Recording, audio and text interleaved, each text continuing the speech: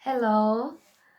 in laudam chamo. In zawai in sibai ka buk le vek che oa. Hey, vu in hi katan chuan in ni special tak mai ani a. It's my special day. Ani chu kan ti ange a chan chu vu in February ni som pakhat hi ka birthday ni a. Vu in a hianin in tan la ron ti chhuah le ka tuma tuna kan la ron ti chhuah tum hi John moi te le ma pui fa nai te la phwa CHHINGMITTHLA ti kha ani a uluk takin milo ngai thak sak le anga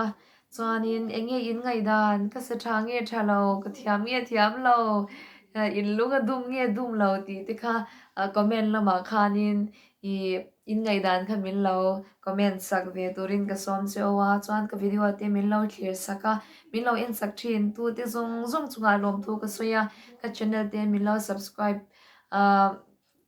sak tu te zong zong chunga lom thu ka soya chi shang shang hi la ron ti chale zel ka tuma in lung len hnem tu turah tan te a in lo man ve nge ka be se a min lo thlir sak zel turin ka som bok che owa in ngai dan comment lawa khanin in lo sei the ngil don lo nia uluk de min lo thlir sak don nia